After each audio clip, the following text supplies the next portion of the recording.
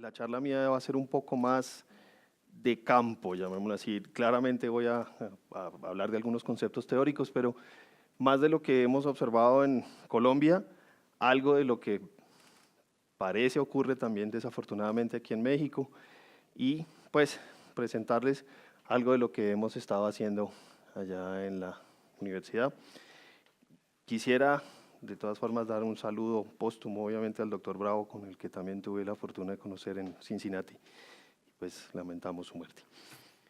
Bien, entrando entonces en materia, si se deja, ahora sí se dejó. Quisiera hablar brevemente, una introducción de qué son los compuestos orgánicos volátiles, simplemente una pequeña descripción de cuáles son y quiénes son, cómo se puede presentar la emisión de esos compuestos orgánicos volátiles en general y por qué puede haber emisión de compuestos orgánicos volátiles desde el suelo y en particular en condiciones de suelos contaminados, por qué puede presentarse esta situación. Voy a hablar brevemente de qué es la remediación de suelos en términos de las actividades que nosotros realizamos para poder descontaminar un sitio y que esas actividades, precisamente el título central de esta charla, es que muchos de mis colegas que se dedican a suelo también se les olvida que respiran. Entonces, se dedican a limpiar lo que tienen enfrente de ellos y simplemente hay tecnologías claramente, y seguramente ustedes conocen algunas, en donde limpiar el suelo implica mándalo a la atmósfera. Y eso es precisamente lo que no queremos que suceda. Entonces, precisamente vamos a ver dónde se pueden presentar esas emisiones de orgánicos volátiles durante los procesos de remediación y discutir de una premisa fundamental que les mostraré en su momento, de cómo podemos atacar este tipo de problemas sin trasladar el problema a la fase gaseosa. Algunos procedimientos utilizados, fortalezas y debilidades de cada uno de ellos y algunas conclusiones que quiero compartir con ustedes y eventualmente discutir. Entonces, bueno, vamos a ver si este sí se deja, ahora sí se dejó. ¿Qué son los compuestos orgánicos volátiles? En este caso, pues son simplemente compuestos orgánicos, como su nombre lo indica, que poseen una presión de vapor muy alta a las temperaturas que nosotros llamamos temperaturas normales, temperatura ambiente. Esto lo que hace entonces es que se genere lo que llamamos volatilidad, que es esa tendencia de la sustancia a pasar de las fases condensadas, sólida y líquida a fase gaseosa. ¿Cómo sucede eso?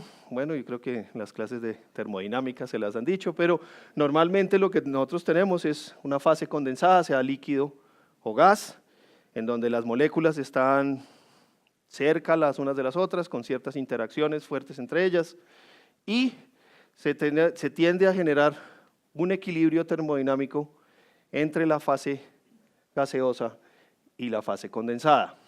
La idea es que literalmente hay moléculas pasando de la fase condensada a la fase gaseosa y al mismo instante están pasando moléculas de la fase condensada, perdón, la fase gaseosa a la fase condensada, en un equilibrio dinámico que se mantiene. La relación entre la presión de gas y la masa o la presencia de la sustancia en fase condensada es la que se llega al equilibrio en una temperatura específica y es específico de cada sustancia. Cada sustancia tiene su propia presión de vapor a una temperatura específica, es función muy fuerte de la temperatura. Vamos a ver si continúa esto. Entonces, ¿por qué se puede presentar la emisión de estos compuestos orgánicos volátiles? Y es que en el momento en que una sustancia volátil entre en contacto con la atmósfera o esté en fase libre y entre en contacto con las fases que estamos, inmediatamente esta sustancia tenderá a conseguir el equilibrio termodinámico del que estábamos hablando. Ahora, el equilibrio termodinámico lo tendría que realizar con la atmósfera completa de la Tierra, que es una enorme masa de aire, comparada con cualquier posible derrame de sustancia que nosotros podamos tener. Lo que genera entonces que estos compuestos literalmente se evaporen. Ahora, si estos compuestos están en solución acuosa, que puede suceder en algunos casos en la naturaleza, esa solución acuosa de esa sustancia potencialmente volátil también va a tratar de cambiar de fase, va a salir de solución hacia la atmósfera tratando de encontrar una concentración de equilibrio en ambas fases.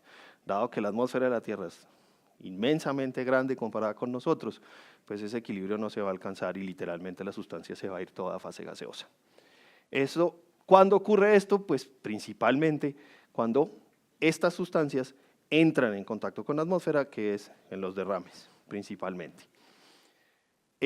Aquí les voy a mostrar una serie de fotografías que para mis compatriotas, allá en la parte de atrás de la sala, no es extraño, pero nosotros sufrimos durante muchísimos años en Colombia un conflicto interno, no sé si ustedes lo tienen claro, y una de las acciones durante ese conflicto entre las facciones de la guerrilla era literalmente atacar la infraestructura petrolera. Un par de situaciones, una, los carrotanques que eran cargados en las zonas de los pozos petroleros, simplemente eran detenidos, puestos unos en fila, y literalmente forzaban al conductor a abrir las válvulas del tanque.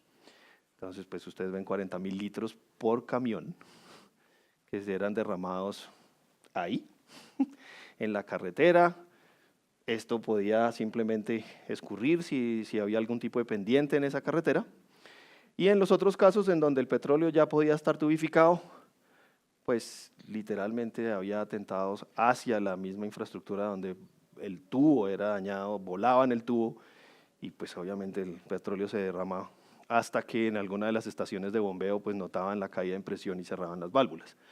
Pero de todas formas se perdía siempre una buena cantidad de petróleo. Y esto ocurrió durante muchísimos años.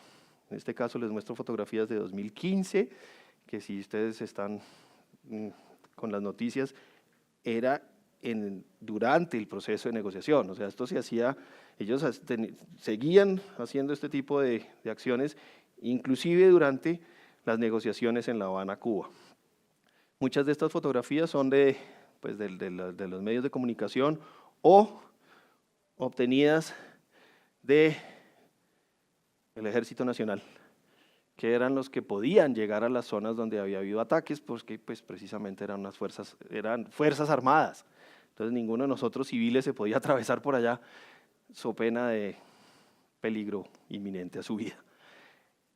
Otra de las situaciones que había, no solamente ellos podían atentar contra la infraestructura, sino que además algo que hacen o hacían en su momento era al tubo, en vez de volar el tubo, pues le abrían lo que nosotros llamamos, lo chuzaban para poderle extraer el petróleo, que en este caso crudo, hacían una serie de piscinas de crudo ahí, en el suelo limpio, como ustedes ven. Tomaban ese petróleo y construían unas pequeñas refinerías artesanales. O sea, literalmente refinaban el petróleo para obtener la gasolina. Ahora, la gasolina no la obtenían para vendérsela a los automotores. La gasolina la obtenían para poder usarla como el solvente para lograr la pasta de coca. Entonces, digamos aquí todos estos negocios se atravesaban entre ellos y por eso es que tenían eso. Claramente como ustedes pueden ver en estas fotografías, esas refinerías pues tenían muchísimos escapes, ¿sí? Tenían muchísimos problemas operativos, por decirlo así, dejaban unas enormes manchas en las zonas en que estaban y de vez en cuando pues simplemente estallaban. Aquí está una de lo que decía la columna móvil Daniel Aldana de las FARC, cuando generaba, entonces ellos hacían sus piscinas, botaban el petróleo ahí, de ahí lo tomaban para literalmente calentarlo y tener unas pequeñas torres de destilación. No era, igual destilar petróleo no es nada sofisticado, pero pues, como ustedes ven, lo hacían con fogatas, en la mitad de la selva. Entonces, pues, no era la mejor forma. Y de vez en cuando, pues, tenían el problema de que estallaba la refinería. Y además del manchón, pues tenemos un incendio forestal bastante complicado. Y si estaban muy cerca a la infraestructura como tal, si el tubo del oleoducto estaba demasiado cerca, pues ese estallido se llevaba el tubo encima. Entonces, no voy a entrar en el problema de las vidas humanas que se pudieron haber perdido, tanto de del Ejército Nacional como de los miembros de las Fuerzas Armadas Revolucionarias de Colombia, pero pues el ejército llegaba después a recoger literalmente las ruinas de lo que había quedado. En este caso era pues estaba parado, ese era el destilador, estaba de pie y después de la explosión, pues como ustedes se dan cuenta, no solo es la explosión como tal, sino el reguero de petróleo en este caso, y este es un poco más complicado porque este está caliente, y al estar caliente baja enormemente su viscosidad, y en suelos, sobre todo en las selvas del sur, o en la frontera hacia Venezuela, son las dos zonas principales, hacia la frontera hacia Ecuador y la frontera hacia Venezuela, donde están los grandes oleoductos, son suelos arcillo-arenosos, con harta porosidad. Entonces, cuando tenemos el petróleo caliente, ese petróleo literalmente percola a través del suelo. Claro, recién hay el derrame, pues ocurre toda la volatilización, el petróleo está efectivamente caliente, es un riesgo terrible de incendios, pero él simplemente él va percolando y no, es el momento en que no sabemos exactamente en Colombia cuál es la extensión de todas esas manchas, de todos los posibles sitios donde hubo tanto desarrollo ilegal pues, de la refinación de petróleo como las explosiones de los oleoductos o gasoductos o poliductos. Hay estimados por las mismas Fuerzas Armadas de Colombia, esto no es del Ministerio de Medio Ambiente, esto no es de Ecopetrol, son las Fuerzas Armadas las que tienen un estimado de unos 1.500 sitios de derrame de petróleo de diferentes tamaños. Hay inclusive algunos que tuve voy a decir, fortuna, aunque esa no es la palabra, de conocer en el sentido de que después de lo ocurrido tuvimos que ir a inspeccionar un pozo petrolero al que le pusieron lo que llaman un collarín, que son dinamita literalmente las válvulas del pozo, en boca de pozo, con la mala fortuna de que cuando estalló el pozo entró en ignición y tenía presión artesiana, entonces eran 40 metros de altura de un lanzallamas, literalmente. El pozo duró ardiendo durante 40 días, 40.000 barriles de petróleo salieron por ahí. Acuérdense que cuando el petróleo está en ignición, la temperatura de la llama puede llegar a los 2.600 grados centígrados, uno no se puede acercar al pozo. O sea, uno no puede llegar y decir, ve, ¿cómo no lo apagan? Es que uno no puede estar a más de 300 metros del pozo. A 300 metros está uno a 100 grados centígrados.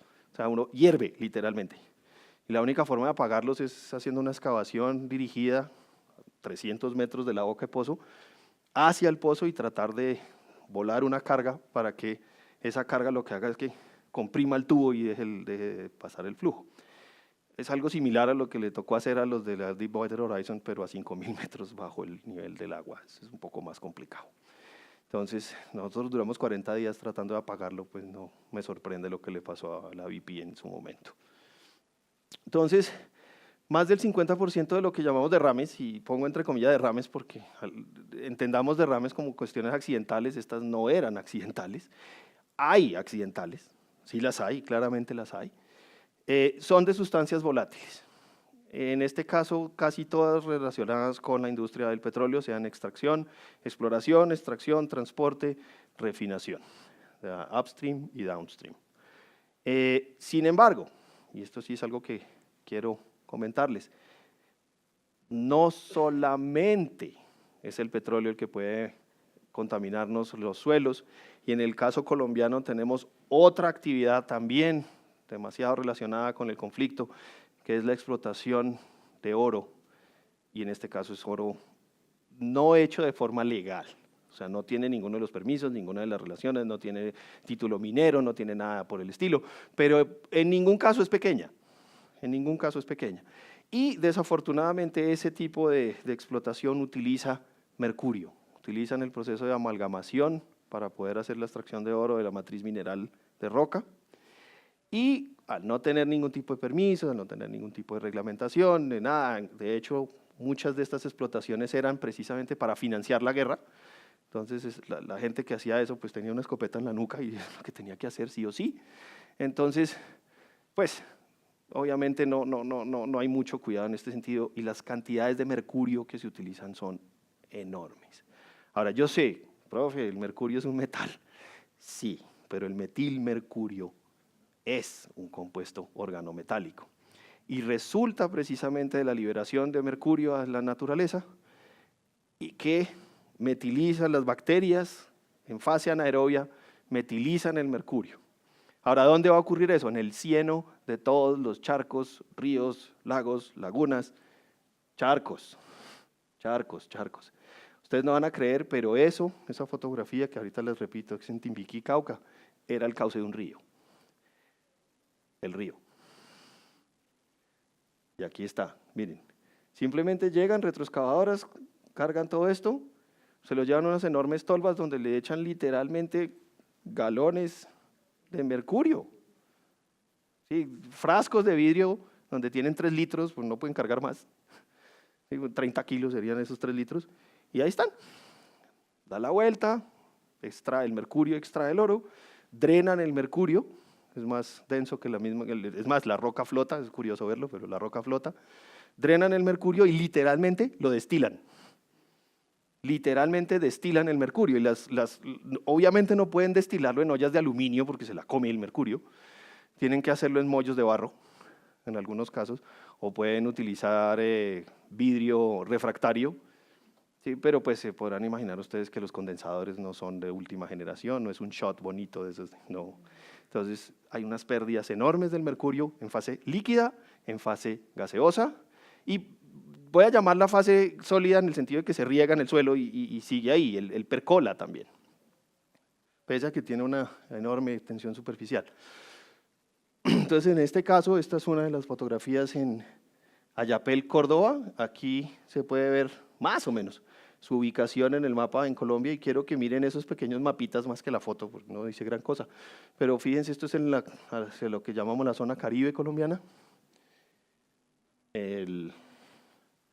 Esta es en Mistrator, Risaralda, y en este caso ustedes se fijan es un poquito más hacia el centro del país, en lo que llamamos la cuenca del río Cauca. Esta, que es la misma fotografía que les mostré ahora, es en Timbiquí, Cauca. Entonces, esto es hacia el sur oeste, hacia el Pacífico colombiano. Esta en particular, por ahí pasaba un río. Créanme, ahí había un río. Ya no hay, pero ahí había un río. Y esta otra es literalmente, esta es en Quibdó, en el Chocó, que es la ciudad literalmente capital del departamento del Chocó, hacia el Pacífico. Entonces, si ustedes se fijan, la zona aurífera colombiana es literalmente, prácticamente toda la zona occidental del país, y en todas ellas hay explotaciones de este estilo. No sé si se fijaron, pero pues esta fotografía fue tomada por el Ejército Nacional. No, ninguno de nosotros podía atravesarse por allá. Y no sé si se fijaron en la que estuvo allí en Mistrató, pero la fotografía mostraba, a ver si se las puedo mostrar. Uy, se me fue la mano.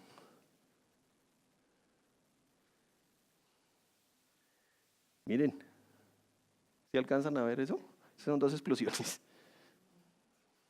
Eso es fuego del helicóptero. O sea, esa es una zona, era zona de guerra.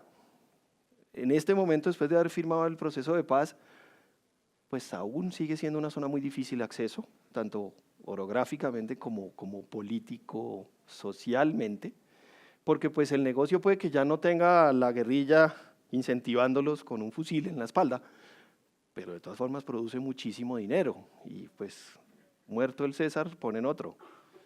Y es mucho, mucho dinero, el 90% de la producción de oro en Colombia es ilegal. Entonces se podrán imaginar la cantidad de dinero que puede producir. Y el problema ambiental lo sabemos, lo conocemos, lo tenemos claro y nos es imposible empezar a siquiera dimensionarlo.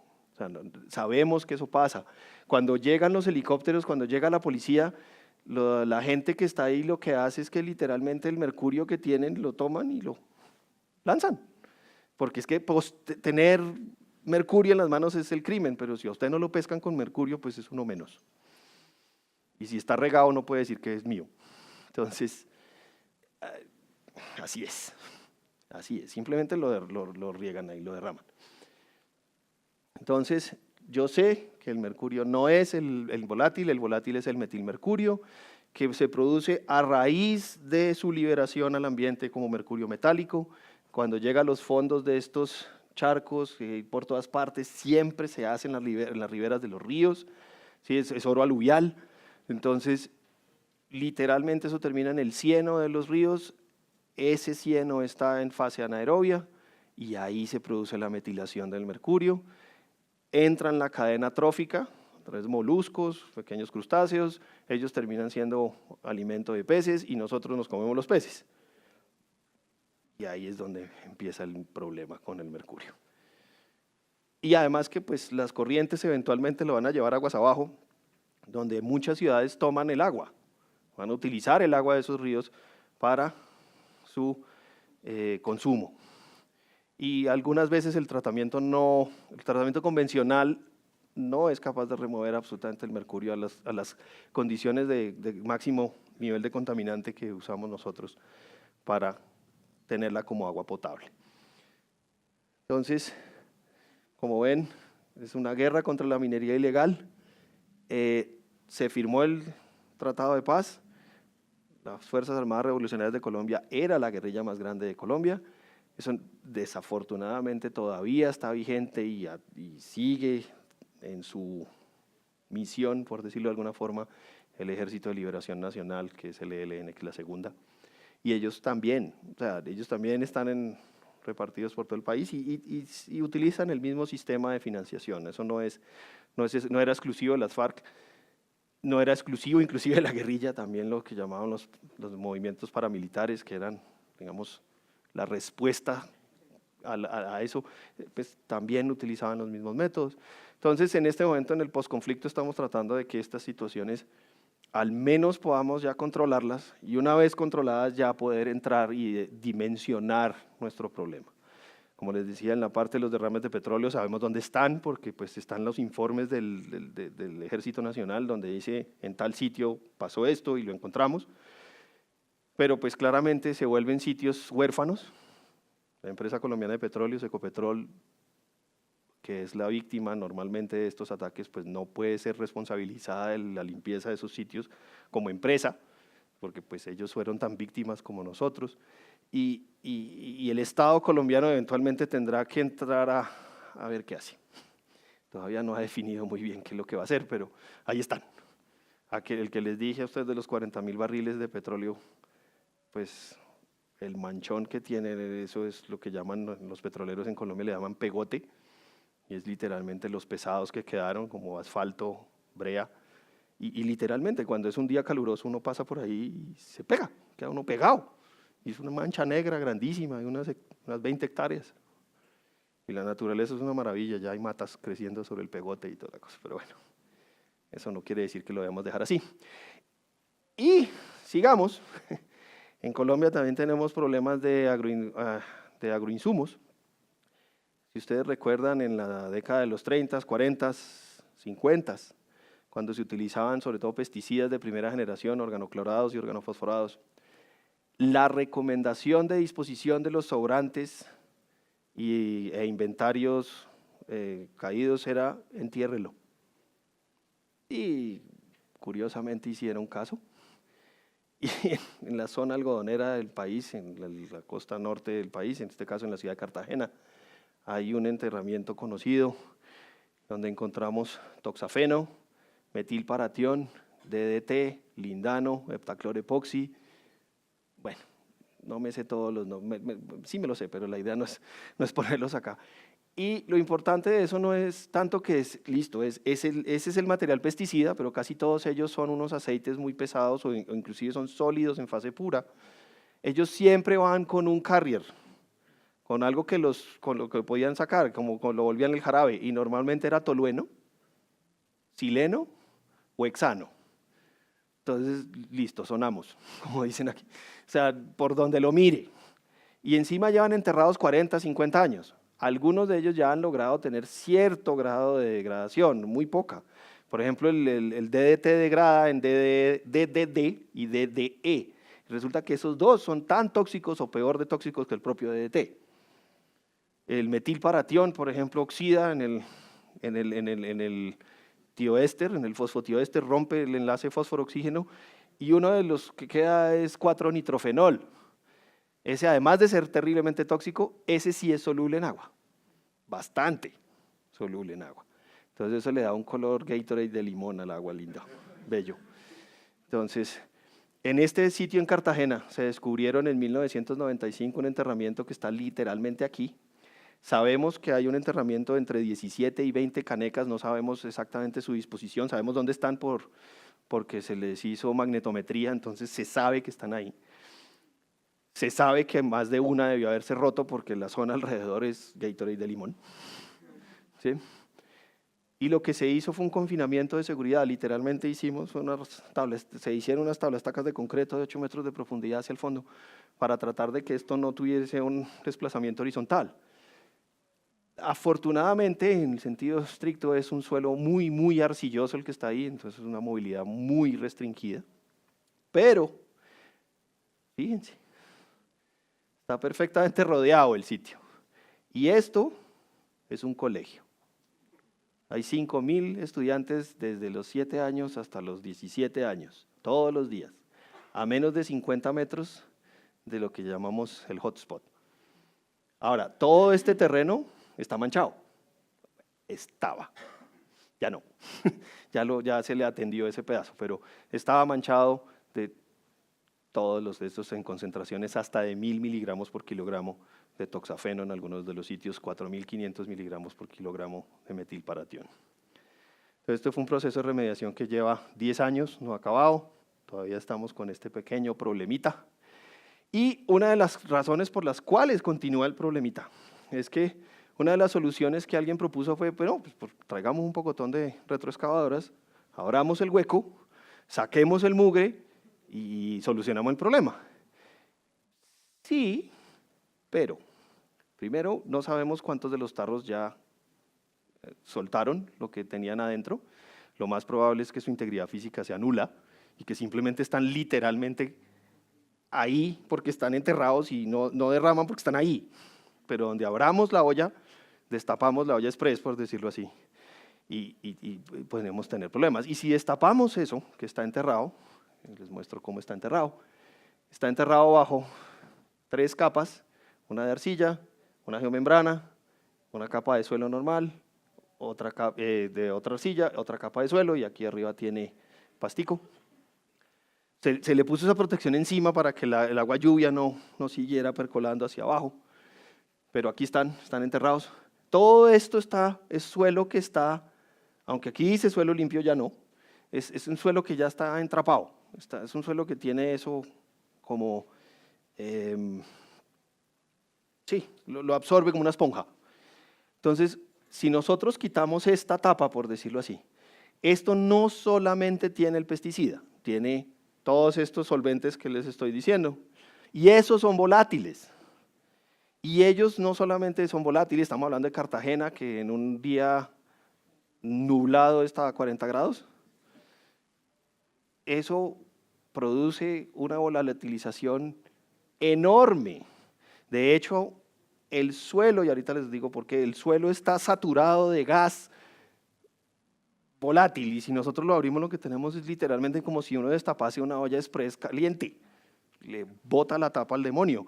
En este caso no es que nos bote el suelo, sino que simplemente la concentración, sale una nube enorme inicial, supremamente concentrada, de no solamente entonces en este caso los solventes, sino que transportaría los pesticidas.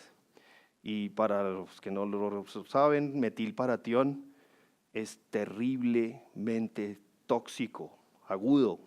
3 gotas matan a un adulto instantáneamente. Entonces es paro cardiorrespiratorio, ataca el sistema nervioso central, inhibición de acetilcolina, o sea, uno literalmente le da calambre en todos sus músculos, incluido el corazón. Entonces, nada agradable. Entonces, no podemos hacer eso y menos con un colegio al lado. Y mucho menos, listo, ok, quita el colegio, pues es que está completamente rodeado de urbanizaciones, o sea, no podemos hacer eso no se puede hacer, claramente está, no. Si esto estuviera en la mitad de la nada, pues uno se va vestido de astronauta y algo hace, aunque si sigo insistiendo, no deberíamos pasar el problema del suelo a la atmósfera. ¿Sí? Y esa es la charla principal. Entonces, en este momento se están estudiando varias alternativas de cómo hacer el tratamiento de esto sin tener que destapar. Eventualmente tendremos que destapar, porque esas canecas hay que sacarlas. Esa es la fuente de la contaminación y hay que eliminarla. Pero lo que tenemos que asegurarnos es que tengamos el menor riesgo posible de liberar esas sustancias. En este momento, aunque mal que bien están bajo control, no deben quedarse ahí, no pueden quedarse ahí de por vida, pero no podemos simplemente sacarlas como locos. Sí, el hecho de que allá haya un problema no quiere decir que por tratar de solucionar ese problema causemos uno mucho peor. Entonces, en este caso, por eso estamos ahí. Hace un año y medio, 2015, finales de 2015, el Ministerio de Medio Ambiente publicó un estudio, solicitó un estudio sobre cómo estaba el riesgo de contaminación en el país. Y estos son resultados parciales, aquí ni siquiera está todo porque no aparece Cartagena, y Cartagena sabemos que es un agroquímico. ¿Sí? Esos son resultados parciales, pero lo importante aquí es ver cuáles son las generaciones de posibles pasivos ambientales en el país, en Colombia. Y resulta que extracción minera terminó siendo el malo del paseo, con el 43%, y pues ahí entra obviamente oro, ¿sí? por hectáreas cubiertas, por digámoslo así, por peligrosidad de los residuos. Pero, si ustedes se fijan, derrames de hidrocarburos, transporte de hidrocarburo, atentado de hidrocarburo, infraestructura de hidrocarburos, casi todo el resto. Entonces volvimos otra vez al principio. La industria del petróleo, queriéndolo o sin querer, se nos vuelve el principal causante de emisiones atmosféricas en este caso, debido a contaminación de suelo. Y bueno, sectores agrario, agroquímico, eléctrico, hidrocarburos, ¿sí se fijan? Hidrocarburo y minería se llevan entre los dos las 2/3 partes del problema. De nuevo, minería muy específicamente centrado en la extracción de oro por amalgamación. Las zonas del país, aquí estaba en el Ayapel en Córdoba, está acá, Timbiquí, Cauca es aquí, ¿sí? Quibdó, sí está claro acá, por acá está Risaralda, Mistrató. Esta es la zona aurífera y se nota ahí por los puntos morados. Estos de acá, por acá es donde va lo que llamamos nosotros el oleoducto transandino de los pozos en el Putumayo, y no aparece acá desafortunadamente. En el Meta, Casanare y Arauca, que son estos 3 departamentos, es la mayor producción petrolera. Hay 2 grandes oleoductos que se lo llevan hasta acá, que se llama el Caño Limón Coveñas, y en esta zona de acá de norte de Santander y Santander es donde lo atacan. Ahí es donde casi siempre vuelan el oleoducto. Y es el tramo que opera Ecopetrol. El oleoducto tiene varios tramos, tiene varios operadores. El tramo que opera la empresa colombiana de petróleos Ecopetrol queda entre Caño Limón en Casanare y por acá en Tame, y ahí es donde normalmente lo revientan. De ahí en adelante lo opera la Occidental y curiosamente nunca le pasa nada, no me pregunten cómo así. Seguramente. Derechos de paga peaje. Y el transandino es todo el de Ecopetrol. Ese está lleno de chuzadas. Aquí es donde están todas las alambiques, todos los sitios donde vamos a sacar gasolina, diésel, yo creo que sacan hasta jet fuel ahí para las avionetas, en fin. Ahí están todos y se nota claramente. Y aquí es donde estaba en Puerto Leguízamo el pozo que les digo yo que duró encendido 40 días, en la zona sur, en la frontera con el Ecuador. Esas 2 zonas eran, sobre todo la zona sur, esta la controlaba las FARC. Ya veremos qué pasa. La zona norte, esta la controla el ELN, ellos siguen. Al día de hoy, el oleoducto Caño Limón Coveñas ha operado en promedio un día sí y un día no, por todos este tipo de cosas, y hemos perdido, la noticia era de un mes, algo así como 60.000 barriles de petróleo. Entonces, bueno, esos 60.000 están en algún lado de ese suelo, créanme. Ellos no, la masa no se crea ni se destruye. Entonces, bueno, como sabía que venía para acá, julio de 2017, esto es un semanario creo, siempre, imparable robo de combustible en los ductos de Pemex, y el problema no es tanto el robo como tal, que claramente es un problema, sino que cuando ellos lo roban, ninguno tiene cuidado. Ellos no van a ir allá con guantes, ellos no van a ir allá a limpiar, no van a construir un sitio bonito. Los derrames son enormes también. Y aquí vamos a ver si me aprendí la lección. El Semarnat publica aquí un mapa de los Estados Unidos mexicanos, en donde hay sitios contaminados confirmados por la Secretaría, y entonces, ustedes mexicanos me perdonan mi geografía, pero vamos a ver si recuerdo. El mayor es el estado de Veracruz, seguidos por Guanajuato y Querétaro, Estado de México, Michoacán, Colima, Jalisco y Aguascalientes, Chihuahua, Oaxaca, Campeche, Yucatán y Quintana Roo.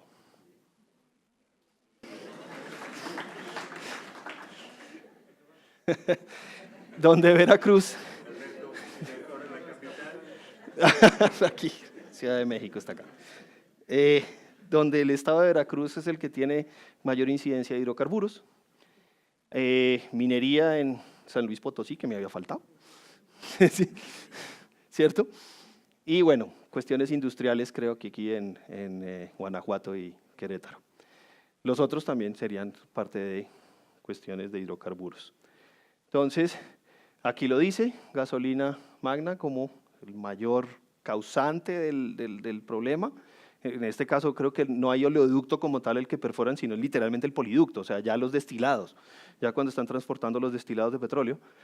Y existe pues ácidos bases, si ustedes se fijan, ahí está la parte, llamémosla mineralógica, que puede ser de drenaje ácido de mina en San Luis Potosí, metales, y pues bueno, seguramente pues cada estado tiene su problema, igual que en Colombia. Y lo que veo es una muy similar, miren qué pasa es en el transporte. En nuestro caso el transporte era porque el tubo lo dañan o los camiones les abrían la llave, y se puede determinar en transporte la parte que chuza en el oleoducto, porque es precisamente la infraestructura de transporte la que está siendo afectada. Pero aquí pues el 50% del problema viene en la parte de transporte, y como les digo, ellos no van a limpiar el sitio. Los derrames de petróleo o de oleoducto o de camión son derrames en superficie, y la gran mayoría de los volátiles van a perderse ahí, en ese momento del derrame como tal, ¿cierto?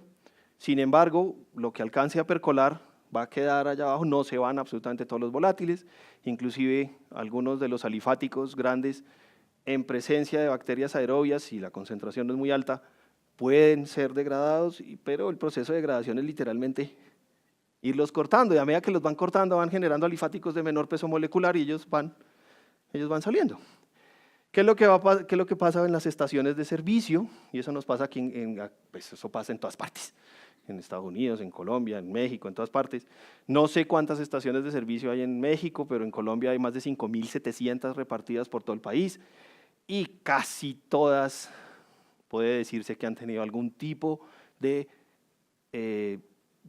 voy a decir derrame o escape de los tanques subterráneos. Solo hasta muy recientemente los tanques subterráneos está exigido que sean de fibra de vidrio, de doble pared, en fin, antes eran tanques de acero, de pared sencilla, que podían estar literalmente pues, subterráneos, enterrados, en condiciones de suelo que podían ser las que ustedes se imaginen.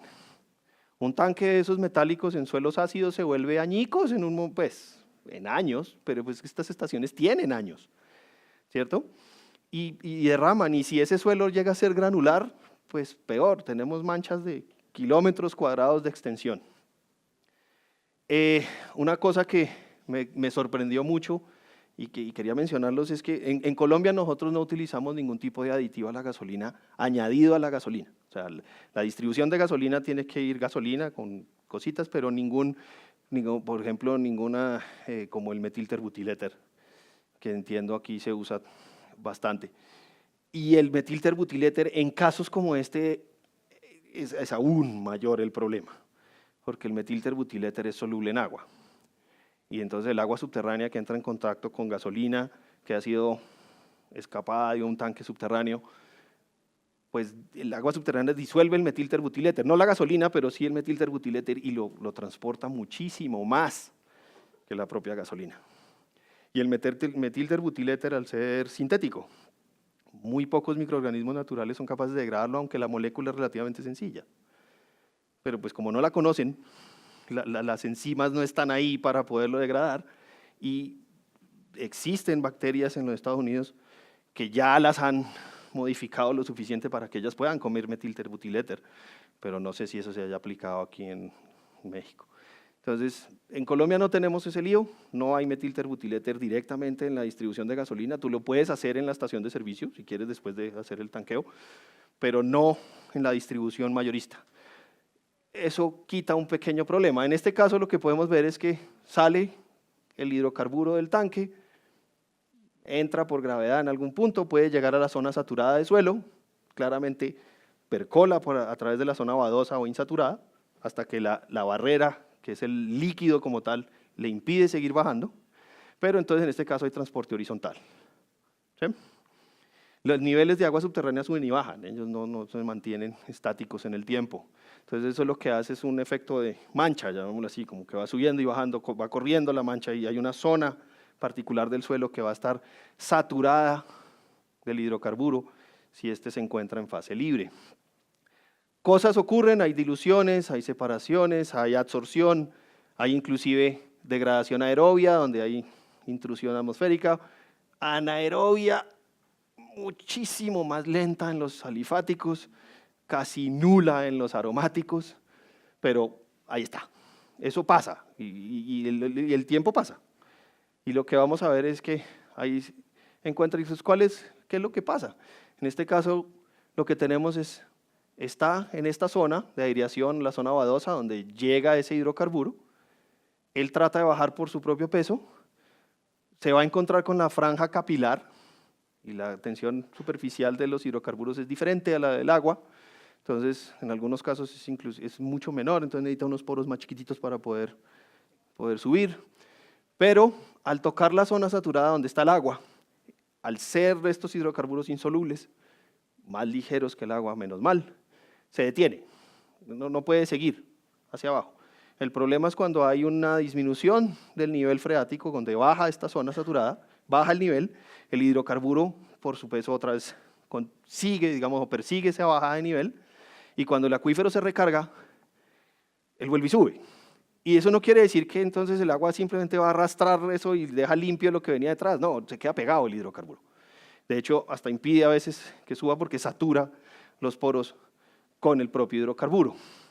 Entonces ahí se generan unas zonas de mezcla un poco complicadas, de altas concentraciones, en fin, y flujos advectivos a veces fuertes si el suelo es granular con poros amplios, como puede ser las zonas desérticas del norte de México, como son las zonas del norte en Colombia. Hasta eventualmente llegar a una roca impermeable, si puede no estar, puede ser simplemente seguir. Lo que sucede entonces en esas zonas, y voy aquí a ampliar esto, digamos que esta es la zona saturada. ¿Qué quiere decir eso? Que todos los poros, los espacios entre las partículas de suelo están llenas de agua, no hay ninguna fase gaseosa en ese punto. Encima de ella está la franja capilar, dependiendo del tamaño promedio de los poros, el agua se puede mantener a presión negativa, llamémoslo así, por elevación capilar, pero hay fase gaseosa, existen huecos, o sea, hay huequitos donde puede haber gas. Y encima de eso tenemos lo que llamamos la zona vadosa, donde puede haber agua, bueno, un poco, pero mayormente los poros estarían en fase gaseosa. Es en esos poros donde se produce la saturación gaseosa por el derrame de hidrocarburo. O sea, si el hidrocarburo está acá, él no mezcla con la fase líquida, con el agua. Aquí puede haber una zona de hidrocarburo y ese hidrocarburo va a entrar en equilibrio debido a su presión de vapor con la fase gaseosa que tiene inmediatamente encima. Estamos hablando de volúmenes diminutos, ¿cierto? Sí, los poros son volúmenes muy pequeños, pero ahora amplifíquenlo por el área inmensa de cobertura de esos derrames y podemos tener unas cantidades bastante grandes de hidrocarburos en fase gaseosa latente. Porque está en fase gaseosa, pues está latente. Ahora, la difusión química va a tratar de subir esos hidrocarburos eventualmente a la superficie, y lo hace, y se puede medir, pero es un proceso increíblemente lento, y entre más profundo esté, más difícil es para que el hidrocarburo difundir hacia la superficie, pero lo hace. Entonces, ¿qué es lo que va a pasar? ¿Cómo es el mecanismo de emisión? Nosotros podemos tener un compuesto volátil bajo superficie, y este compuesto puede entrar en solución acuosa o puede no estar en solución acuosa. Si no está en solución acuosa, hay dos opciones. Puede ser la pesadilla de todo remediador de suelos, que son los DNAPLs o los Dense Non-Aqueous Phase Liquid. ¿Qué quiere decir eso? Entonces, un líquido de fase no acuosa denso. Quiere decir que es más pesado que el agua. Entonces, literalmente cruza y se va para abajo. Y hasta donde llegue el acuitardo, y donde eso llegue a estar muy abajo, pues hasta allá va a llegar. Y mientras tanto, nos mancha todo ese suelo con el agua alrededor. Por eso les digo, esta es la pesadilla de los remediadores de suelo. Todos los compuestos halogenados, por lo menos los solventes halogenados, tetracloruro de carbono, diclorometano, percloretileno, se clasifican como los DNAPLs. La otra es que sea el ligero, Light Non-Aqueous Phase Liquid, y ese se acumula sobre la superficie del agua, que es lo que hace la gasolina, o el diésel, o el aceite. Esos son los que quedarían, digamos, acá entre la zona capilar, exactamente encima de la zona saturada, que son los que saturarían de gas, ¿sí?, de ese hidrocarburo en fase gaseosa, todos esos huequitos entre las partículas de suelo. Si está en solución acuosa, ustedes saben, entra en equilibrio de acuerdo a la ley de Henry, las dos concentraciones líquida y gaseosa. Si no está en fase acuosa, si está literalmente en fase libre, pues es la ley de Raoult, en este caso, la presión parcial igual a la presión de vapor.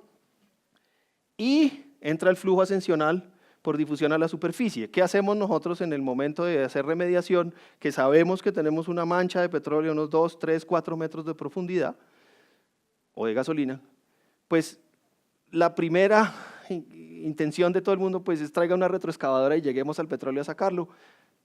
No. En el momento en que nosotros empecemos a escarbar las capas superiores, estamos quitando distancia de difusión, y a medida que vamos rascando cada vez va saliendo más, y ni siquiera estamos cerca a la zona de emisión principal. Entonces podemos inclusive generar un incendio durante el proceso de remediación por el solo hecho de estar destapando la olla, como decimos nosotros. Y claro, otra vez, la mayoría de colegas míos está pensando en lo que hay en el suelo, yo también, el suelo, allá está el mugre, pero es que a medida que vamos escarbando eso está saliendo a la atmósfera y estamos generando emisiones de hidrocarburos puros a la atmósfera. Y ustedes, aquí en Ciencias de la Atmósfera, pues ya saben toda la fotoquímica que viene de ahí en adelante. Además que si llegamos a concentraciones, dependiendo del hidrocarburo, entre el 5%, 6% en aire, eso hace ¡pum! Sobre todo con una retroexcavadora que tiene metal y saca chispas cada vez que hace así. Entonces, no, gracias. Tengámosle cuidado a eso. Entonces, ya sabiendo el mecanismo de emisión, pues acomodemos eso a lo que nos dice acá, y aquí me tomé el atrevimiento de tomar la definición aquí en México, que se denomina sitio contaminado: aquel lugar, espacio, suelo, cuerpo de agua, instalación o cualquier combinación de estos que ha sido contaminado con materiales o residuos que, por sus cantidades y características, pueden representar un riesgo para la salud humana, a los organismos vivos y el aprovechamiento de los bienes o propiedades de las personas. DOF, no recuerdo exactamente, creo que es el órdenes, gracias. Diario Oficial Federal de la Federación, gracias. Está en la Ley General para la Prevención y Gestión Integral de Residuos, en México, 2003.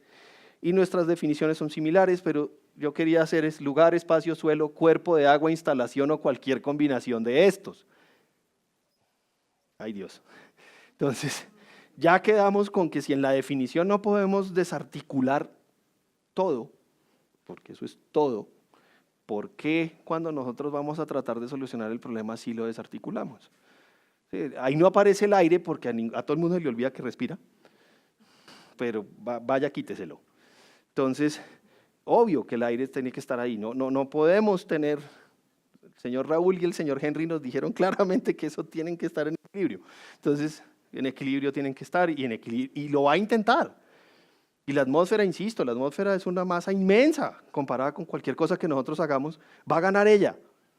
Entonces, todo lo que se puede volatilizar va a terminar en fase gaseosa, querámoslo o no. Eso sí, controlar, eso es más difícil. Nosotros podemos controlar la fase sólida más o menos bien, tiene volumen, tiene forma definida. Podemos controlar la fase líquida ya con un poquito más de problemas, porque pues, el volumen lo tiene, pero la forma no. Pero controlar la fase gaseosa es absolutamente complicado. Es la más difícil. Entonces, ¿cómo vamos a mandar un problema de fase sólida, fácil de controlar, a la fase gaseosa, que es la infame? Y además que la fase líquida y la fase sólida respetan fronteras, más o menos.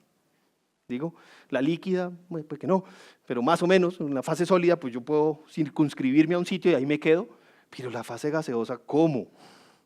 Imposible. Una vez emitida a la atmósfera, está donde quiera que esté. Entonces, hay que tenerle cuidado a eso. Entonces, ¿qué es el término remediación en este caso? Se refiere a todos los procesos diseñados para remover, estabilizar o destruir contaminantes que se encuentren presentes en el suelo. Pueden ser físicos, químicos, biológicos y pueden ser in situ, ad situ o ex situ.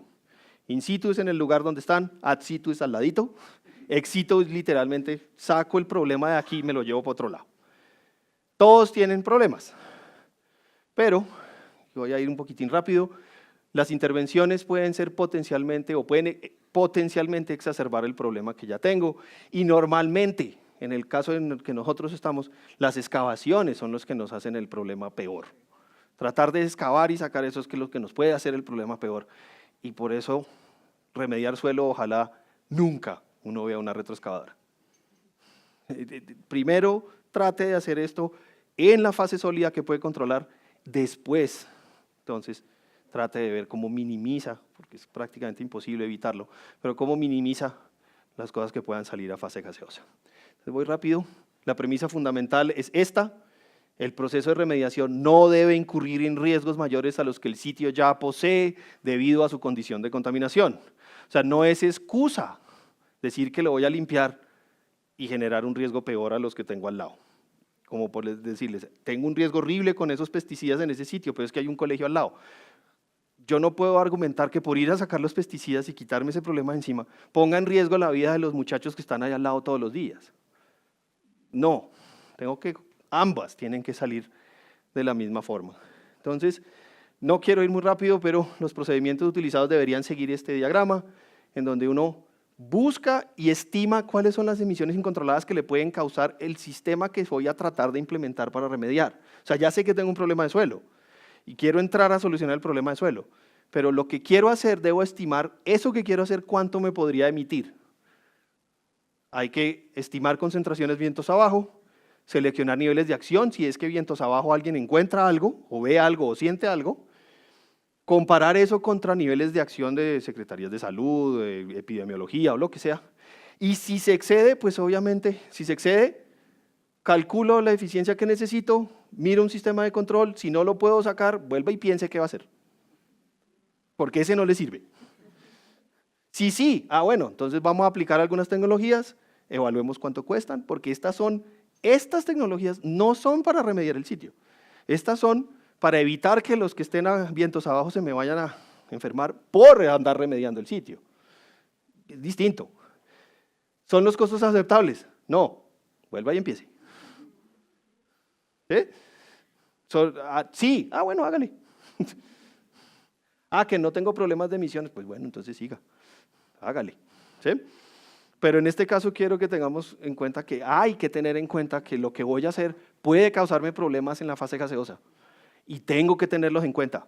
Y si las tecnologías o las técnicas que debo utilizar para controlar mis emisiones gaseosas se vuelven más onerosas que el mismo proceso de remediación, cambie de proceso. Sí, no tiene sentido. O sea, no tiene sentido ir a solucionar un problema en suelo para mandarlo en el aire y después solucionar el de aire. ¿Cierto? No genere el de aire, para empezar, y ya.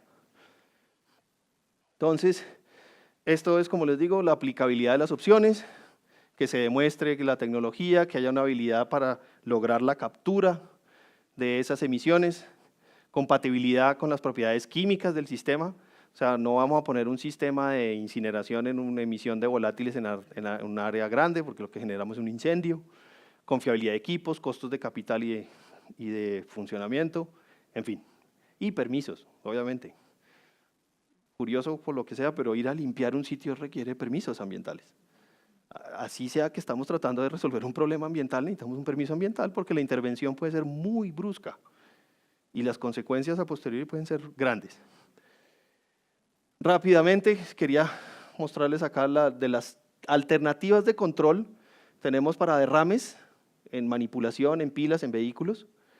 Normalmente lo que tratamos de hacer es cubrirlo. O sea, si se me derramó, cúralo o recójalo lo más rápido posible. Si no, si ya estamos hablando de cuestiones como desorción térmica, extracción de vapores, airstripping, aquí lo que podemos tener nosotros son consideraciones. La más importante normalmente es absorción, o utilizar un sistema que atrape ese tipo de emisiones gaseosas antes de que puedan salir a la atmósfera.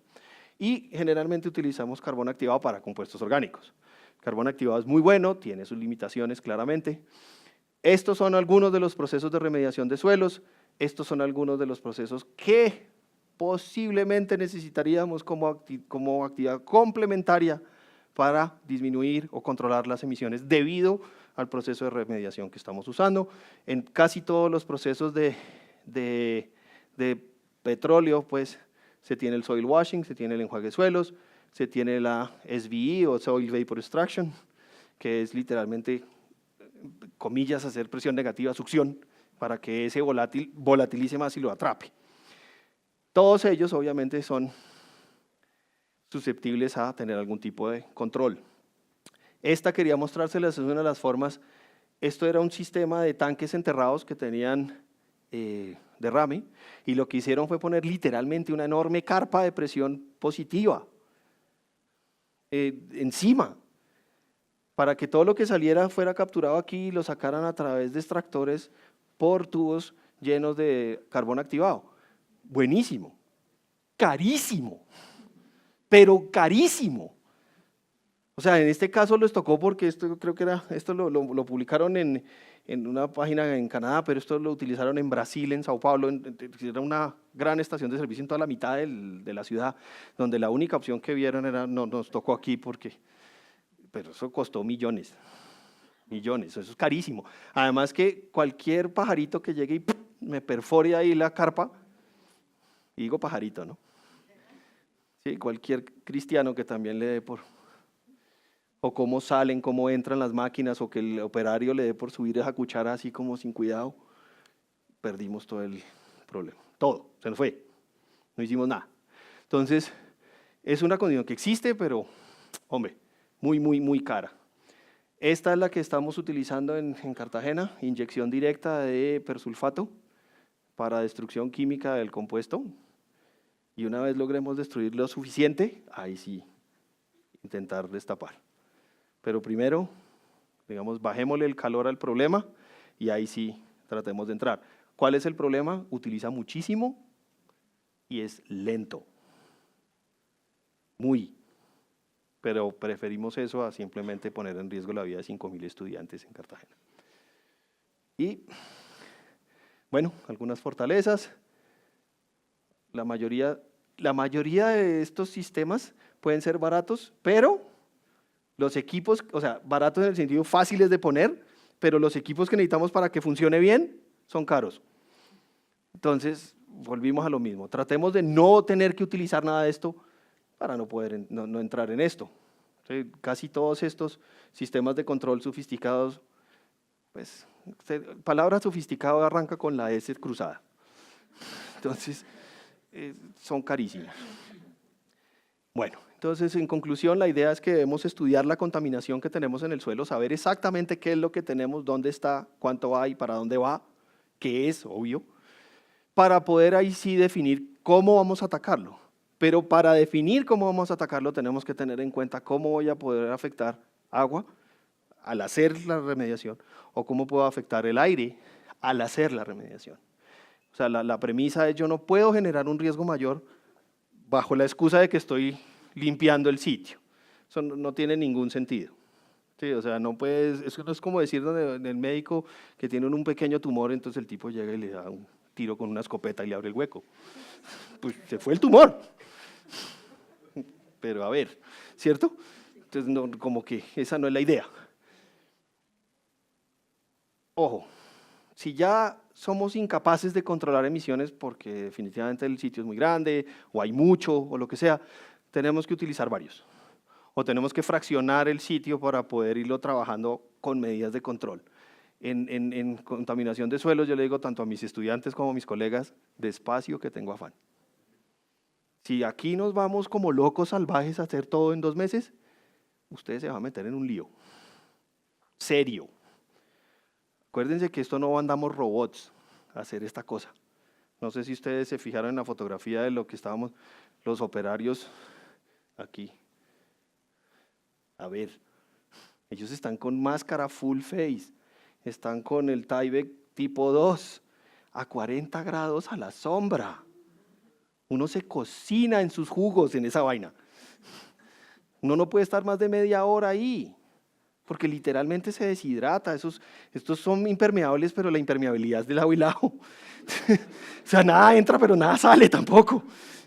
Entonces, cuando uno suda, el hecho del control de temperatura, olvídese, usted está cocido aquí adentro.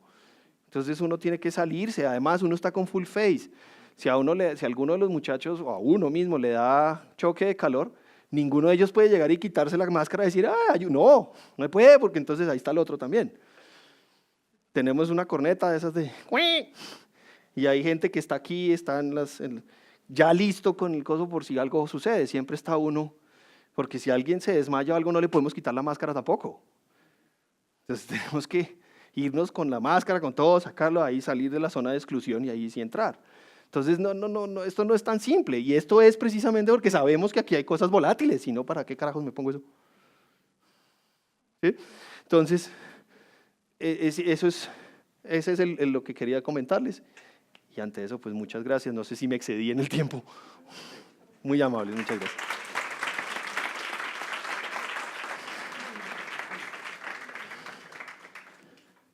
Muchas gracias, Alberto. Muy buena plática. Podrías hablarnos de política, No, pues sí, imagínese. pesos, de todo lo que sea. Pero yo creo que ha sido una buena experiencia para todos conocer, como les decía al principio, qué es lo que pasa realmente en el campo cuando uno quiere resolver problemas y cómo perdemos muchas veces en la ciencia la objetividad, y es muy fácil decir, hay que reducir las emisiones 50%. Pues sí, pero ¿reducir emisiones de qué?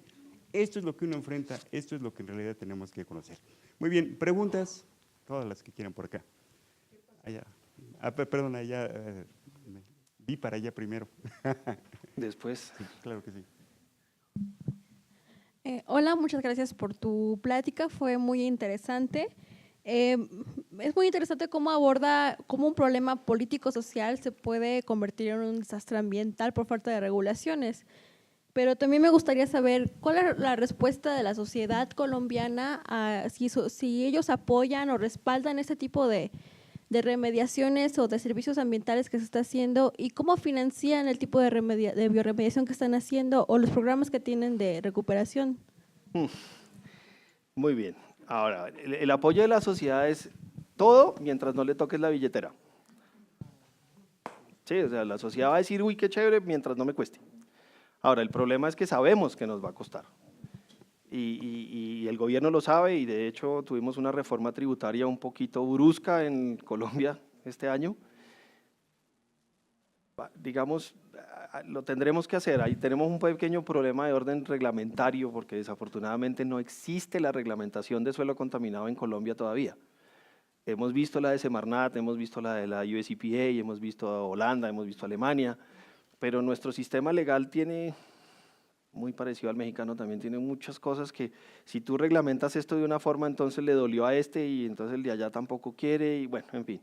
Y el sector hidrocarburos es muy fuerte también y pues se opone con patas y manos a que lo reglamenten. Pero digamos, sabemos la parte, digamos, de lo que es consecuencia de la guerra, que tendremos que hacerlo. ¿Cómo? Bueno, hay ciertos fondos, inclusive los países garantes, cuando estuvieron en el proceso de paz, los americanos también han, inclusive, me sorprende, pero señor de allá al norte dijo que no nos iba a cortar los dólares. Vamos a ver. Entonces, por ahí algo se puede hacer. Ahora, hay que regular la cuestión social, o sea, sobre todo en la parte de minería, por ejemplo, en que podamos ir, en que no nos vayan a sacar a plomo, literal, y empezar a recuperarlo, empezar a normalizar, empezar a reglamentar, no a reglamentar, sino a regularizar el trabajo. Hay que recordar, digamos que sabemos qué es lo que se nos viene adelante, no tenemos la dimensión desde el punto de vista técnico del problema, no te sabría decir si tenemos 10 hectáreas, 20 o 50, pero sabemos dónde están. Queremos ir a ver si efectivamente son 20 o 50. Y bueno, y sabiendo eso, entonces ahora, ¿cómo vamos a hacerlo? ¿Y de dónde vamos a conseguir los fondos? Ya veremos, ¿no? Estamos todavía muy encima del Tratado de Paz y la implementación es lo difícil. Vamos a ver. Firmar era lo fácil, fueron 4 años. ¿Quién más? Bueno, ok. Gerardo. En las figuras que tienes de los poros, ¿Sí? ¿Me devuelvo? Ah, lo que hice fue irme. Bueno, esta puede ser. por ¿Cierto? ejemplo, ahí. Vale. ¿Qué pasa cuando llueve? ¿Qué pasa cuando llueve? Sí. Muy Ahí bien. Bueno, dependiendo del tipo de suelo, dependiendo del tamaño de poro también, tú vas a tener gran parte del agua se irá en escorrentía y un porcentaje entrará en percolación.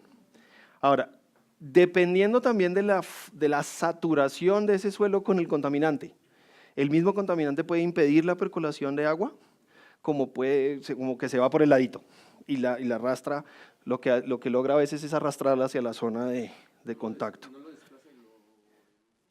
No, o sea, digamos, sí hay movimiento de gases y todas las cosas, pero la misma agua a veces actúa de tapón, entonces percola despacio, percola, que percole. Si es una arcilla, pues casi nada, o absorción simplemente por capa doble difusa, pero en suelos arenosos,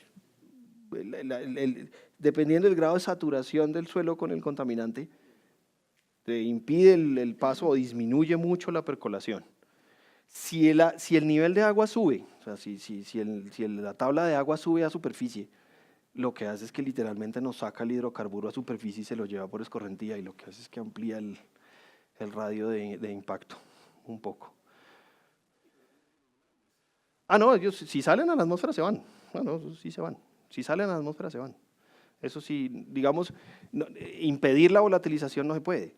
Lo que tenemos es que entre más profundo esté la tasa, digamos, la tasa de volatilización es más baja, porque se demora más en subir. Pero, por ejemplo, a veces se excavan, no en el sitio, pero al lado, para hacer un edificio o alguna cosa, y logras reducir el espacio, entonces él sale por el lado. Eso le pasó construyeron un edificio al lado de una estación de servicio que tenía derrames, y efectivamente en los sótanos eso se llenó de gasolina, y hubo uno de los cuidanderos que se intoxicó y se desmayó, tocó sacarlo, y cuando llegaron los bomberos sacaron a todo el mundo porque eso estaba a punto del límite explosivo. Y bueno, en fin. Omar. Gracias por la plática. En la diapositiva que colocaste ahí de la escuela junto a los plaguicidas, Ok. ¿qué están haciendo? En este momento, bueno, en este momento se está pensando primero se hizo una inyección inicial de persulfato para ver si podíamos bajar un poco la intensidad, de lo que está ya enterrado. Se logró bajar un porcentaje, pero no el suficiente como para decir que vale la pena repetir el proceso. Y lo que se tiene ahora pensado, en este momento está bajo cuidado, no se está tocando, pues no se le está haciendo nada en particular. Se está pensando hacer un tipo de extracción y bombeo, o sea, tratar de sacar esto con agua, pues como un soil washing, sacarlo, tratarlo in situ, o sea, una planta de tratamiento de lo que venga con el agua, y utilizar esa agua para que sea la misma que nos siga impulsando hasta que lleguemos a unos niveles manejables. Ahora, ¿cuál es el nivel manejable? Ya veremos. ¿sí? No sé, no te puedo decir ahorita 50 miligramos por kilogramo porque no lo sé. Puede que sea ese, puede que sea un poco más alto, puede que sea más bajo. Vamos a hacer un piloto para ver velocidades de flujo y cómo podemos empezar a sacar eso sin tener que destapar la olla. Todo esto bajo control, o sea, los reactores también estarán sellados y toda la cosa, para minimizar emisiones. Es que estamos al lado del colegio y no podemos quitar el colegio, ni tampoco podemos sacar eso para llevárnoslo a ningún lado. O sea, estamos con lo que estamos. Ahí tenemos que hacerlo y por eso va tan despacio. La decisión es muy ¿El difícil. uso de persulfato es un proceso físico o químico? Químico, es Y- oxidación fuerte. Es una Persulfato oxidación. con soda cáustica, pHs Eso es. altísimos. ¿Y a qué transforma? CO2. ¿Qué producto final? CO2 sale la mayoría, pues hay cloruros en la parte del cloro, rompe la matriz orgánica, digamos, el alifático u orgánico, lo que sea, lo va a romper, va a generar carbonatos, en este caso, pues disueltos en agua. El cloro se va a cloruros, en el caso del metilparatión lo que tiene es fósforo y azufre. Ok, o sea, Entonces, digamos, se van a sales inorgánicas en muchos casos. productos son menos tóxicos que... Nada tóxicos. Oh, Pues, digamos, el fosfato lo termina sacando ortofosfatos, el azufre se vuelve dióxido de azufre, pero en solución. El proceso como tal baja el pH, por eso es que está activado con un pH alto. Ahora, los subproductos, obviamente, no puedo asegurarte que no va a haber moléculas a mitad camino, obvio, pero lo que queremos es, nosotros la idea es tener unas relaciones estequiométricas de por lo menos 10 veces, para que oxide, o sea, y eso fue lo que hicimos, para que oxide lo que encuentre. Lo que pasa es que el persulfato ya no lo vamos a usar en inyección directa, ahora lo vamos a usar es sacando el mugre y hacer el tratamiento en reactores externos, en este caso un ad situ. Intentamos in situ, se gasta demasiada agua, no sabemos si se sale, entonces podemos tener un poquito de enredos, entonces dijimos, no, venga, controlémoslo mejor sacándolo nosotros y tener unos reactores ad situ, que el agua que sale sea la misma agua de impulsión para seguir sacando. O sea, tener un volumen fijo de agua, esperamos, unos 10.000 galones, para circular. Pero vamos a pilotarlo hasta ahora. O sea, lo que ya se hizo fue inyección, eso sí se hizo. gracias. Pregunta, Rocío. Sí, pues muchas gracias, muy interesante tu charla, sobre todo los aspectos de hacer conciencia, ¿no? De qué está pasando, situaciones similares a las que se tiene en nuestro país, ¿no? Básicamente hablabas, el 75-80% de la contaminación es por compuestos orgánicos, ¿no? Lo que se ve ahí, por procesos antropogénicos que se están dando. Y una parte importante y fundamental que me gustaría saber, tú como consultor y ahora como investigador y académico, ¿qué propones dentro de la fase de biorremediación? ¿Con qué pretenden hacer la biorremediación de suelos? Puede ser microorganismos o una biorremediación química, físico-química, no sé. ¿Cuál sería la idea que ustedes proponen para hacer esto de la biorremediación en suelos? Y la otra, me gustaría saber también si han monitoreado, si tienen oportunidad de monitorear el mercurio en precipitación pluvial y finalmente en fase gas, que al final, como decías, no hay fronteras, ¿no? Se mueve. Entonces, ¿qué impacto también tiene esta parte de monitorear en fase gas el mercurio y qué han hecho para poder mitigar esa parte si es que hay algo en Colombia hecho con relación a lo del mercurio? Bueno, respondo a la segunda y después la primera. No mucho. Y no mucho no por no querer, sino porque lo que te digo, el acceso a las zonas estaba bastante restringido por la parte de orden público. Ahora, hacer mediciones de mercurio gaseoso o en fase gaseosa para poder determinar, se han hecho algunos intentos, la Universidad de Antioquia sé que ha hecho algo, pero no tenemos esa gran escala como para poder decir, sabemos y podemos meternos. O sea, faltaría por hacerlo y encantado de hacerlo, insisto, el clima ahora está propicio para poder entrar a hacer ese tipo de cosas. Ahora, por la otra parte de los procesos de remediación, el proceso de remediación que tú escojas es altísimamente dependiente del lugar. No existe un proceso que tú digas es un proceso genérico de remediación, sería un error, porque los procesos de remediación que pueden funcionar en un sitio pueden no funcionar muy bien en el otro, sea biológico, sea químico, sea físico-químico. O sea, tú necesitas conocer muy bien el sitio al que vas a atacar y dadas las condiciones particulares de ese sitio, tipo de suelo, conductividad hidráulica, temperatura, precipitaciones, etcétera, defines qué tipo de criterio, no es uno solo. Normalmente los procesos de remediación son varios. Hay uno o dos que pueden ser los procesos fuertes y después tienen los procesos de pulimiento, sobre todo que esos suelen ser biológicos, porque digamos concentraciones por encima de 50.000 miligramos por kilogramo de hidrocarburos mata a cualquier ser vivo. Entonces no sirve para nada. 50 gramos por kilo no es mucho en términos de un manchón de petróleo. Entonces, que eso es otro error. Normalmente dicen que todo va bio y no, bio no sirve para todo. Pesticidas están hechos para matar. Claro. Bio no le sirve para nada. Bueno, ya nada más una cuestión así. La pregunta es en el sentido, ya tienes, si puede ser con microorganismos vivos o muertos, atacas otro problema en bioremediación, son escalas muy, muy grandes, pero yo tengo una experiencia, he trabajado con la parte de bioremediación que platicábamos de la cinética, ¿no? Es un sistema, entonces podría proponerse a una parte así de ese estudio cinético para que no tenga un efecto de microorganismos, ¿qué respuesta pueden tener estos?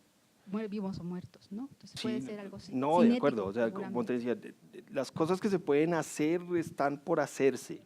No se podían hacer por cuestiones específicas del país, pero claro, e inclusive aprovechar conocimiento adquirido en otros lados que pues por simple imposibilidad nuestra no lo habíamos podido obtener. Pero sí, claro, o sea, sí se puede hacer, no se ha hecho, no mucho, pero se va a hacer, eso espero. Esa es la idea. Yo tengo una Alan, más, bueno, son dos, Uy, Dios. pero muy rápidas. Tiene que ver con lo que el otro día te comenté. Aquí en México, tú pasa lo mismo ahí en Colombia, hay un derrame, viene un robo de combustible, el derrame es grande y entonces el periódico aparece, Pemex no quiere remediar eso. Pemex dice, ¿por qué yo si yo no remedio? ¿Qué pasa? ¿Se queda ahí abandonado eso? Tu opinión en ese sentido, ¿cuál es? Y la otra es, vamos a suponer un derrame típico, como tú dices, chusan el tubo, le aprendí. Y en el derrame, lo que sea, vamos a suponer que se puede remediar. ¿Cuánto tiempo tardaría un proceso estándar para poder, digamos, recuperar ese suelo? Uy, la segunda.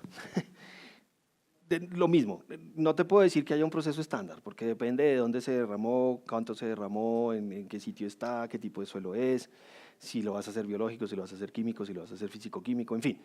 Ahora, pueden ser del orden de meses normalmente, meses, años, dependiendo del tamaño del problema. Y bueno, si es un derrame grandísimo, pues estamos hablando de años, si es un derrame relativamente pequeño y poco profundo, puede ser del orden de un par de meses. Ahora bien, lo otro que tú decías con respecto a quién es el responsable del dolo del derrame. Ay, Dios. Yo ya estaba en suficientes reuniones con abogados para medio entender esto. La empresa, sea Pemex, sea Ecopetrol, sea el que sea, al ser víctimas de una acción ilegal, ¿cierto?, en donde supuestamente el Estado es el garante de esas cuestiones, pues no puede ser llamada a ser responsable de los daños ocurridos en su infraestructura o en el ambiente a consecuencia de una acción ilegal a su haber. Ahora bien, el hecho de que Pemex o Ecopetrol, en el caso de Colombia, pertenezcan al Estado es irrelevante. Sí, o sea, la empresa como empresa no puede, desde el punto de vista legal, asumir la responsabilidad de una acción ilegal en su contra. Porque entonces en ese caso cualquier acción ilegal tendría que asumir la Pemex y no se puede. Entonces entiendo por qué desde el punto de vista empresarial ellos no pueden simplemente decir, listo, yo lo limpio. No pueden. Eventualmente sí lo hacen y Ecopetrol pero tienen que dar una vuelta larga. Tienen que dar una vuelta largota para que, en Colombia le decimos las asustadurías, la Procuraduría, la Fiscalía, no le caigan al funcionario por peculado, por alguna cosa. ¿Usted por qué está tomando, o sea, usted por qué asume responsabilidad de lo que no es suyo? Y eso es detrimento patrimonial del Estado. Entonces, tome. Entonces no, eso no lo van a hacer ni locos. Y aquí tampoco, estoy seguro. Entonces, tienen que dar una vuelta larga. Y eso es lo que llamamos nosotros sitios huérfanos, a los que ni siquiera el Estado sabe que eventualmente le va a tocar, pero va a patalear tanto como pueda para que no sean ellos los que asuman esa cosa. Y eso fue una de las discusiones serias con las FARC, de bueno, usted nos hizo derramar todo este pocotón, ¿te lo va a limpiar? Y ahí sé que no sé la respuesta. Muy bien. Aquí tenemos una pregunta por Facebook. Claro. Ceci Vargas pregunta, sabemos que la principal causa de la contaminación de suelos es por parte de acciones humanas. Mi pregunta es, ¿cuáles serían las acciones que podemos tomar de prevención, minimización y control? Úpale. Uy, una pregunta gigante. Digamos, viene una discusión inclusive filosófica de la vida moderna de cómo podríamos nosotros sobrevivir en la modernidad sin minería, ¿cierto? Y sin energías, y en fin. O sea, la explotación de los recursos naturales per se.